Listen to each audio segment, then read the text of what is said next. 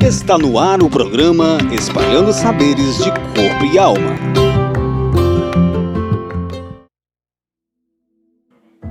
Que bom chegar aqui e encontrar você, aluno do 9º ano, sintonizado nesta emissora. Este é o programa que vai levar muito conhecimento até você. Se ligue e viva momentos de muito aprendizado. Recapitulando, na aula anterior, Priscila falou sobre um tema bem legal. Alguém lembra qual foi o assunto sobre o qual ela conversou? Perfeito, você lembrou. Pois ela tem mais um tema legal para levar até você através do rádio. Fique ligado e convide aquela pessoa especial que você quer por perto para ouvir também. Vamos lá, Priscila, o microfone está à sua disposição. Olá, querido jovem aluno do 9º ano. Na aula passada falamos sobre as emoções. Eu citei 3 emoções que você deve ter sentido em algum momento nesse período de quarentena. São elas: raiva, tristeza e medo. Está lembrado? Beleza, é isso mesmo. Já que estamos falando sobre as emoções, que tal falarmos um pouco sobre medo? O medo é uma das emoções mais básicas que existe.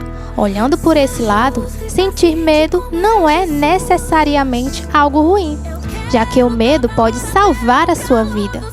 O medo, durante toda a história humana, ajudou o homem a sobreviver, porque ao sentir medo de algo que podia ser perigoso, ele evitava até chegar perto.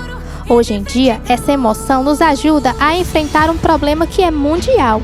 Por exemplo, os cuidados higiênicos que estamos tendo no período de pandemia é reforçado pelo medo de nós todos sermos contaminados pelo coronavírus. Uma doença séria que, não tratada adequadamente, pode levar à morte. É isso mesmo, Priscila. Precisamos nos prevenir contra o coronavírus. E sem dúvidas, essa doença traz um pouco de medo. Diz aí, como é que funciona essa questão do medo? Vou explicar, meu amigo Valdemar. Por muitos anos, aprendemos a comparar várias coisas com sentimentos ruins. Nossas memórias sobre essas situações, quando ativadas, podem levar a diferentes reações como medo. Outro exemplo: se você for ao postinho de saúde e sentir muita dor ao tomar uma vacina, você pode passar a ter medo quando precisar voltar ao postinho.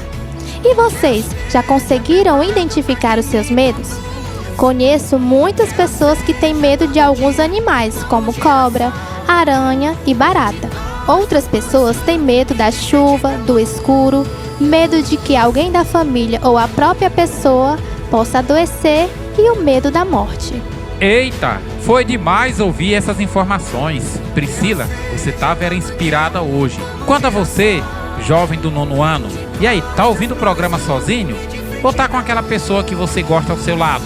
Beleza, fique de boa, mantenha a sua paz espiritual, fique em casa, evite aglomerações, faça orações, acompanhe a programação de sua igreja, o que de fato te interessar. Só não esqueça de abastecer sua fé. Agradeça a Deus por esta oportunidade, agradeça a Deus a vida que tem, busque melhorar a cada dia, faça a coisa certa. Muita paz para você. Um abraço e até breve.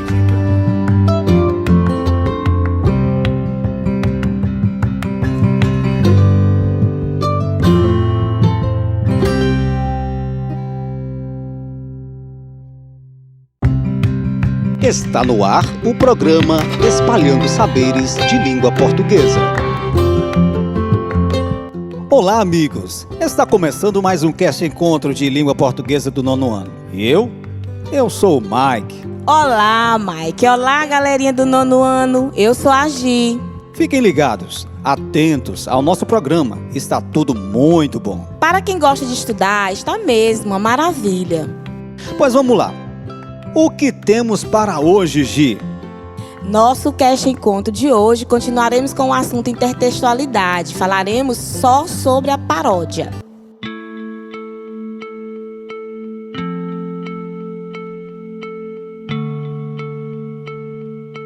Você realmente falou que iria explicar o que era paródia hoje. Sim, Mike, paródia. Paródia consiste na recriação de uma obra já existente. a partir de um ponto de vista predominantemente cômico. Além da comédia, a paródia também ela pode transmitir um teor crítico, irônico ou satírico sobre a obra parodiana, através de alterações no texto ou imagem do produto original, por exemplo. Interessante, mas eu preciso de mais informações. Quais são as principais características da paródia? A paródia é baseada em alguma obra que já existia. Possui geralmente um tom humorístico e trata de temas diversos. Paródia é um tipo possível de intertextualidade. Ocorre quando um autor reconstrói uma obra e dá a ela um outro significado. Gi, então vamos colocar um exemplo de paródia aqui, hoje? Vou colocar assim, a paródia fala sobre o coronavírus, que foi reproduzida a partir da música Tudo Ok, de Isadora Nogueira. Então vamos lá, solta o som, DJ. Esse é o arrocha funk do coronavírus que a gente vai combater.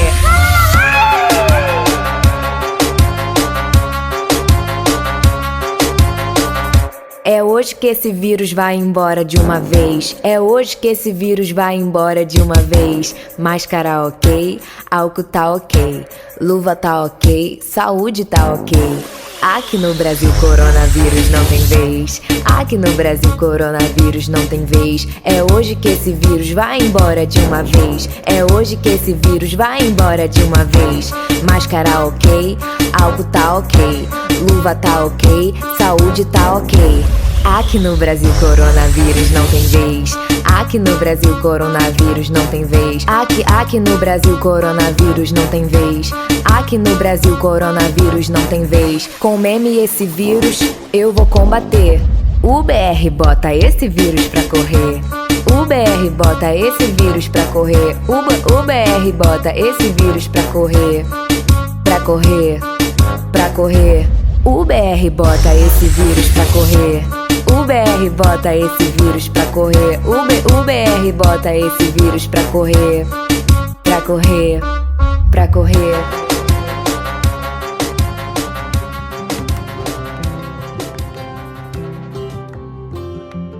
Gostei, Gi. Bem animada essa paródia. Sim. E o melhor? Sim, que bom que você gostou, Mike. E você, que é amigo do nono ano, também gostou?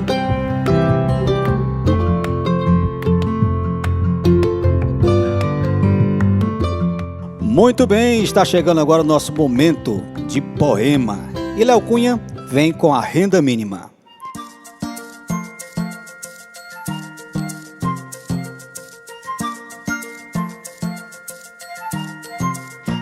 Renda mínima. De vez em quando o tecido se esgarça e deixa à mostra seus lânguidos fios, que sobrevivem pacatos, baldios, só de teimosos e só de pirraça. Nestes momentos carentes, vazios, é necessário fazer-lhe uma graça, ínfima renda que enfeita e enlace como orquídeas na beira dos rios. Veja, porém, não é mero remendo, senão o justo reconhecimento a uma existência sem luxo e sem prenda. Vida puída, que cuida e se acaba, mesmo que o próprio tecido não saiba como merece essa mínima renda. O texto, Mike, é um soneto que ele escreveu durante esse período de quarentena. O soneto fala numa linguagem subjetiva sobre a situação daquelas pessoas que vivem de renda mínima e que com essa pandemia foi preciso de um auxílio do governo. Verdade, Gi. Léo Cunha fez uma descrição poética da situação do brasileiro, que hoje vive em meio a uma renda mínima, com uma vida puída, e que o governo não está fazendo mais do que a sua própria obrigação, senão o justo reconhecimento dos seres humanos que possuem uma existência sem luxo e muitas vezes sem prenda. É um soneto bem crítico, atual. Léo Cunha escreve sobre tudo, Mike. Ele quer fazer arte provocando sentimentos, emoções e reflexões. E ele diz ainda, nestes momentos carentes, vazios, é necessário fazer-lhe uma graça. Ter sempre senso de humor, Gi, nos ajuda a passar por esses momentos difíceis. Concordo com ele. Não podemos nos entregar. O professor segue ministrando a aula através das ondas sonoras, o poeta segue criando sua obra e o brasileiro, com a renda mínima, segue tentando sobreviver com o auxílio do governo. Muito triste tudo isso, mas precisamos seguir com fé. Verdade, Mike, não podemos perder a fé. Nunca, jamais. Está uma maravilha o nosso Cast Encontro, mas já está chegando novamente ao fim. O quê? Já? Nossa, foi tão bom que nem vi o tempo passar. E você, Cast amigo do nono ano, tem acompanhado o nosso programa como? A Gi já me disse, nas páginas 16 e 17 do nosso componente curricular de língua portuguesa, você certamente encontrará um exemplo de intertextualização. Quero que leia o texto em casa, hein? E depois responda a atividade. Bons estudos. Antes de encerrar esse momento, gostaria de deixar uma frase do dia, dessa vez sobre o livro de Léo Cunha. Livro é brinquedo para agitar, cantiga para ninar. Livro é cantinho para eu me esconder e mar aberto para eu mergulhar. Livro é tesouro para a gente encontrar sozinho e floresta para a turma se aventurar. Então vamos lá. Vamos juntos, Gi. Pratiquem a leitura sempre. Até o nosso próximo encontro. Beijos!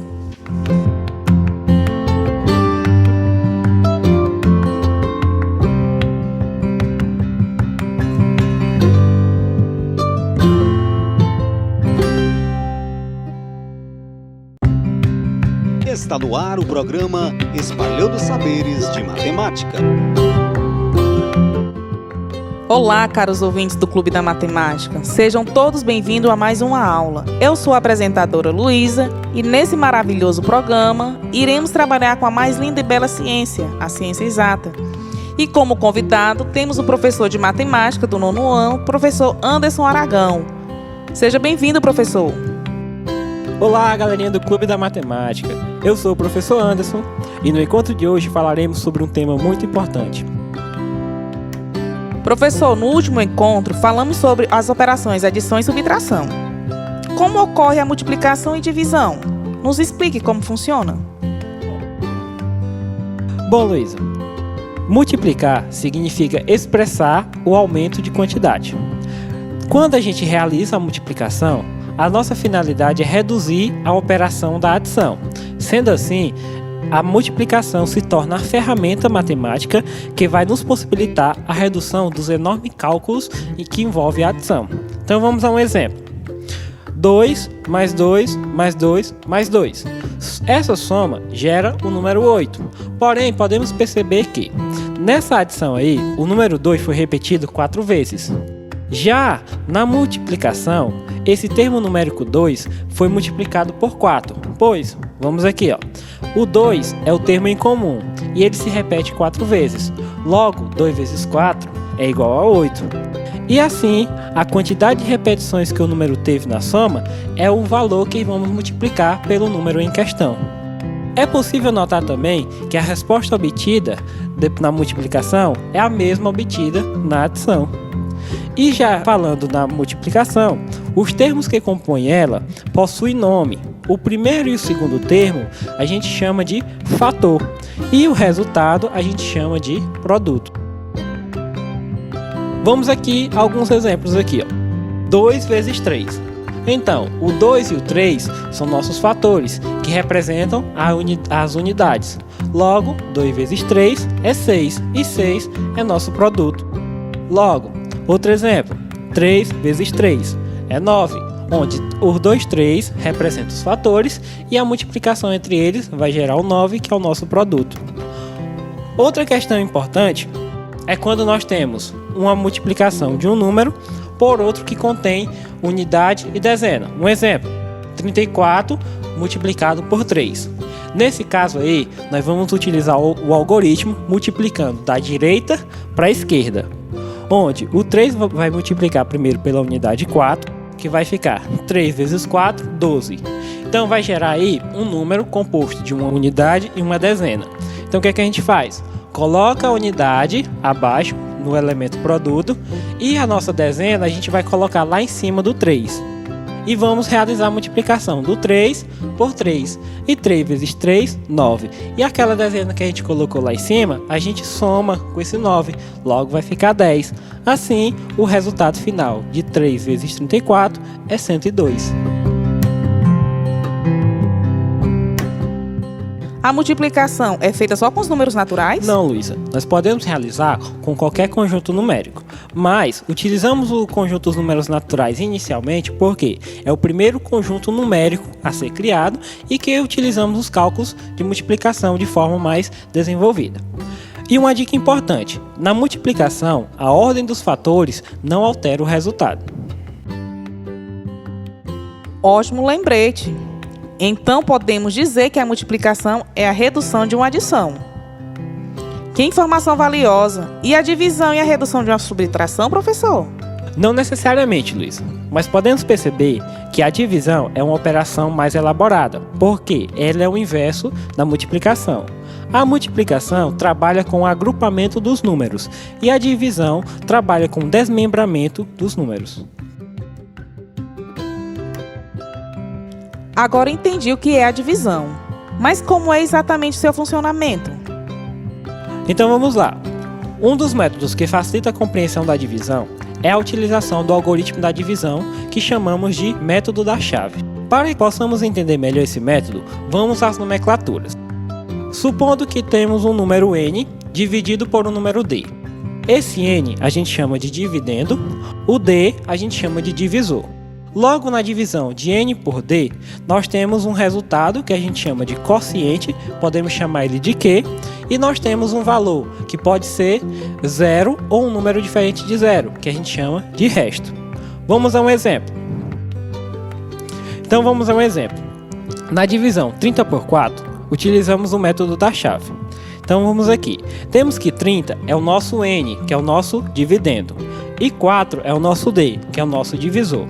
Para que a gente consiga fazer a divisão, vamos procurar um número que a gente multiplique por 4, que vamos encontrar 30 ou um número próximo de 30. Sendo assim, temos o 7. O 7 vezes 4 é 28, então ele é bem próximo de 30. Por se eu multiplicar por 8, eu vou ter 32, então vai passar. Sendo assim, por 7 temos 28, para se chegar em 30, falta quantas unidades, Luísa? 2 unidades, professor. Muito bem. Sendo assim, esse 2 será o nosso resto. Portanto, nossa divisão de 30 por 4 tem um quociente 7 e resto 2. Sendo assim, nossa divisão não é exata.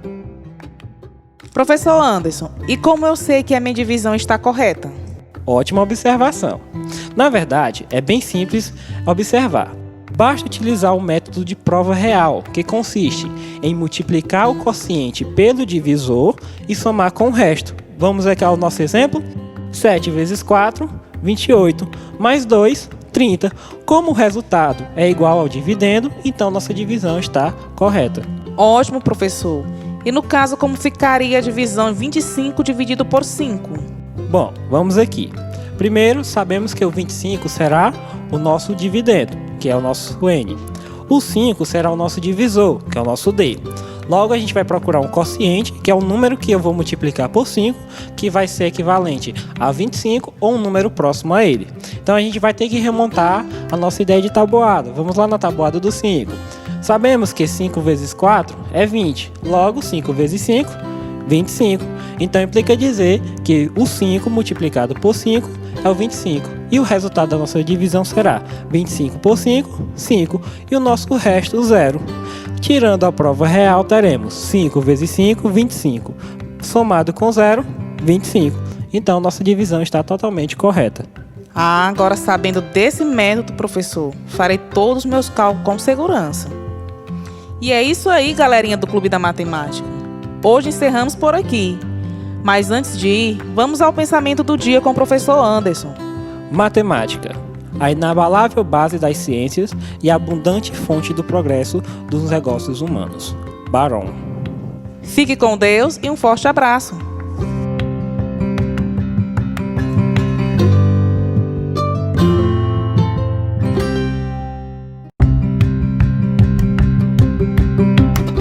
Está no ar o programa Espalhando Saberes de Arte e Cultura. Olá pessoal, estamos aqui para mais uma radioaula Espalhando Saberes, agora com o componente curricular Artes. Eu sou a professora Ruth, sejam todos bem-vindos para juntos aprendermos.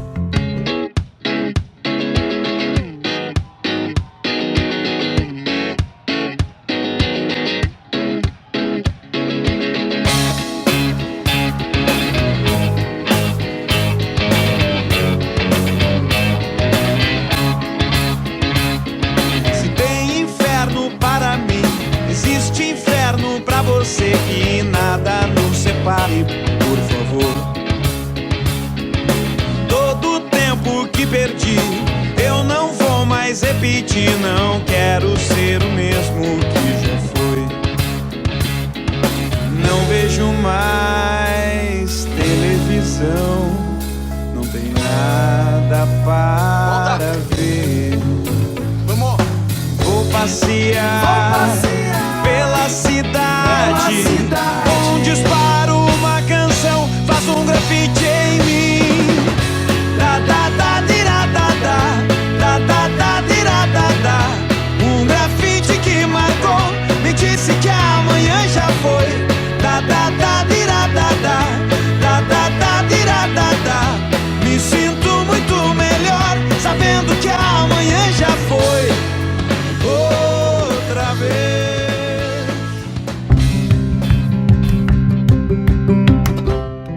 Passada, tivemos um excelente debate sobre a desconstrução da visão da pichação e do grafite como ato de vandalismo. E hoje vamos seguir trabalhando essa temática a partir do seguinte contexto: grafite, picho e arte, tintas de cultura e subversão na cidade de Oeiras. E para isso teremos um convidado especial que tem nos ajudado desde a aula anterior a discutir e entender o universo dessa temática.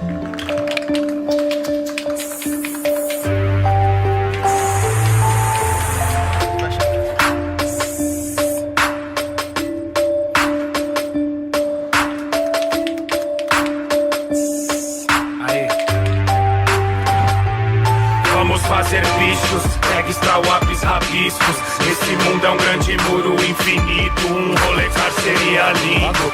Na rua, o topo do edifício. Essa é pra você do rabisco que corre. Vamos fazer bichos, tags, trawapes, rabiscos. Esse mundo é um grande muro infinito. Um rolê seria lindo. Na rua, o topo do edifício. Essa é pra você do rabisco que corre. Acredite se quiser, não acontece só na calada. Enquanto eu tô rimando, outra parede é pichada, grafitada, caligrafada, bombardeada. É tinta na superfície, cê tá ligado? Porque lembra na escola o seu primeiro aprendizado. O nome, o sobrenome, data, o apelido. Aquele muro branco se torna um aperitivo. Assim mais um exemplar vivo, só infestando. Jorro de lata de spray, rolinho marcando a placa com marcador, riscando vidro embrenhado. Já estudamos em aulas anteriores que pichação visa mudar o ambiente e que está inserida em um grande apelo estético. Seu foco é deixar uma marca, é registrar algo.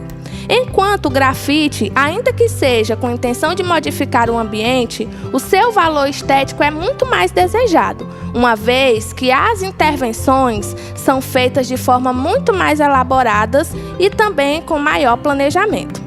Essas manifestações, na verdade, fazem parte de toda uma conjuntura de expressões artísticas urbanas, sendo que o grafite também está envolvido dentro da chamada cultura hip-hop. Essa expressão envolve música, dança e o grafismo, como eu já falei. Tanto o grafismo quanto a pichação podem ser considerados ferramentas para a luta contra a desigualdade social e o racismo, pois elas dão voz a grupos marginalizados e também excluídos. Com o desenvolvimento e crescimento das cidades, as paredes e os muros se tornaram então protagonistas desse cenário, fazendo com que essas classes marginalizadas tivessem voz através do grafismo e também da pichação. Mas voltando para o nosso tema, hoje nós vamos debater grafite, picho e arte, tintas de cultura e subversão na cidade de Oeiras. E para isso eu gostaria de mais uma vez convidar o fotógrafo e também grafiteiro Santiago. Bom, Santiago, eu gostaria de primeiro agradecer a sua presença em nosso programa, por ter disponibilizado um tempo para conversar conosco. E para dar início a essa conversa, eu gostaria de saber quem lhe inspira no universo do grafite. Como bem pontuei no início da minha fala, a cultura hip hop ela é embasada em 4 elementos, que é a dança, a música, o grafite, a discotecagem. Eu, no meu período de descobrimento dentro da cultura, eu trilhei por estes caminhos e com o grafite não foi diferente. Eu também tentei desbravar esse caminho. Depois de um tempo eu me afastei, mas com um pouco de conhecimento, com um pouco de prática que eu exerci durante aquela época, eu pude conhecer e ganhar uma certa propriedade de fala. Então, muitas pessoas que vinham e são referência para mim, aqui do estado do Piauí, próximo à minha cidade, Oeiras, posso falar de um amigo meu, o Ted Rap, que ele é grafiteiro, também é mestre de cerimônia. O WG, que é uma referência de suma importância para a cultura hip hop do estado do Piauí, não só do estado do Piauí, mas para todo o Brasil. O pessoal também de uma crew, de um grupo de grafites que executam artes em 3 dimensões, que é a PDF Crew, que é liderada pelo grafiteiro Edmund. Tenho os amigos também grafiteiros em São Luís, que é o Ed, o OVNI, o pessoal do Pernambuco, o Sérgio, a Leila, e também amigos aqui próximos da região da Serra da Capivara, em São Raimundo, o Rômulo e o Dudu, que são pessoas desta nova safra que vem mantendo essa cultura da arte, da produção visual viva. Olha aí, o Santiago citou vários nomes de grafiteiros da nossa região, inclusive muitos que eu não conheço, mas que vou buscar aprender um pouquinho mais sobre o trabalho. E continuando, Santiago, por favor, nos diga como é que funciona o processo de criação artística. O processo de criação da arte depende muito do momento de inspiração. Não existe uma obrigatoriedade de se ficar parado, pensando no que pode acontecer. Sim, este é um viés que a gente também acaba fazendo, mas a inspiração, ela é imprevisível. Do nada ela surge e a gente pode acabar produzindo alguma coisa. Entendido como se dá o processo de criação artística, eu gostaria de saber agora de você, Santiago. Como você escolhe os seus temas e os locais que receberão a intervenção artística?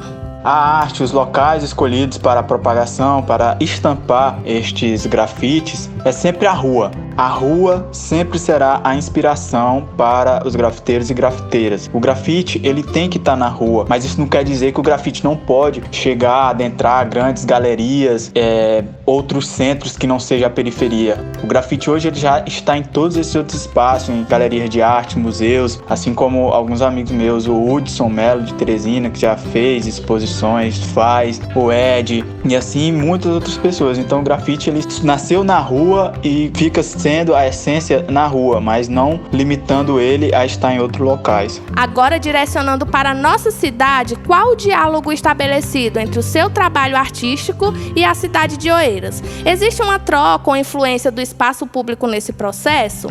Oeiras é um berço de suma importância para inspirações e também um berço cultural importantíssimo para a história, não só do Brasil, mas para o mundo. Como o Rego de Carvalho já dizia, Oeiras é uma cidade de poetas, músicos e loucos. É um berço cultural que agrega muitos fatores.